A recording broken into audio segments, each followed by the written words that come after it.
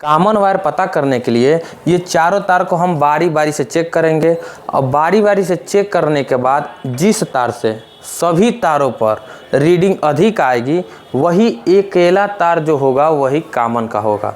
तो उसको पता करने के लिए कैसे पता करेंगे, तो मल्टीमीटर का एक तार यहाँ रख लिए और बाकी तीनों तारों को बारी बारी से चेक कर लिए। तो देखिए हमने यहाँ पे चेक कर लिया, ए से बी को चेक किया, ए से सी को, ए से डी को, हमने ये तीनों रीडिंग निकाल लिया। अब इसमें से जिस पे सबसे ज़्यादा रीडिंग आया है, मतलब इन तीनों रीडिंग निकालने के बाद जिस दो तार पे रीडिंग सबसे ज़्यादा आया है, तो किस पे आया है, तो इस दोनों तार पे रीडिंग सबसे ज़्यादा आया है।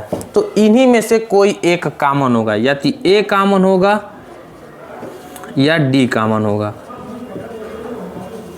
लेकिन हम पता कैसे करेंगे ए कॉमन है कि डी कॉमन है? इसको पता करने के लिए अब हम ए से तो सभी तार को चेक कर लिए हैं, अब डी से सभी तार को चेक करेंगे। तो मल्टीमीटर का एक तार अब कहाँ रख देंगे, डी पे, और मल्टीमीटर के दूसरे तार से तीनों तारों को बारी बारी से चेक करेंगे। मान लीजिए यहाँ पे डी से हम चेक कर रहे हैं ए को, डी से बी को, डी से सी को। ए और डी पे तो समान रीडिंग आएगा क्योंकि उसमें भी 300 आया है, इसमें भी 300 आया। मल्टीमीटर को चेंज करके भी चेक करेंगे तो सेम रीडिंग आएगा। इस पे मान लीजिए 50 आ गया, इस पे मान लीजिए 100 आ गया। तो देखेंगे, कंप्रोमाइज़ करेंगे, ए से सब तार पे रीडिंग ज़्यादा आ रहा है कि डी से सब तार पे रीडिंग ज़्यादा आ रहा है। अगर ए से सब तार पे रीडिंग ज़्यादा आएगा तो ए कॉमन हो जाएगा, अगर डी से सब पे ज़्यादा आएगा तो डी कॉमन हो जाएगा। तो अभी हम देख रहे हैं ए से सभी तारों पर रीडिंग ज़्यादा आ रहा है। क्यों? क्योंकि देखिए इस पे भी 100 आ रहा है, 200 आ रहा है, 300 आ रहा है। अगर पूरा को जोड़ेंगे तो ये लगभग 600 हो जाएगा। इसको अगर पूरा जोड़ेंगे तो ये हो जाएगा 450। तो देख रहे हैं कि डी से कम आ रहा है और ए से ज़्यादा आ रहा है।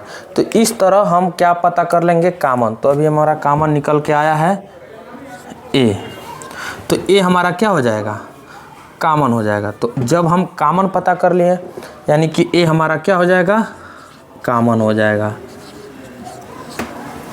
एक कॉमन हो गया। अब इस तरह हम कॉमन पता कर लिए। अब पता करेंगे स्लो, मीडियम, फास्ट।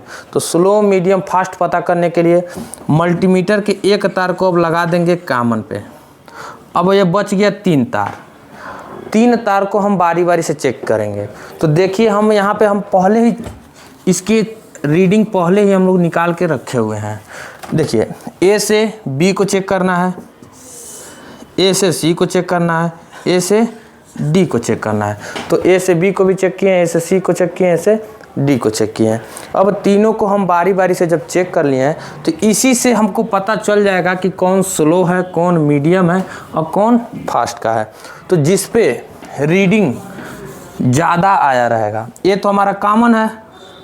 अब ये 3 तार बच रहे हैं, तो जिस पे रीडिंग ज़्यादा आया है यह हो जाएगा स्लो का, जिस पे रीडिंग मीडियम आया है वो हो जाएगा मीडियम, जिस पे रीडिंग कम आया है वो हो जाएगा फास्ट का।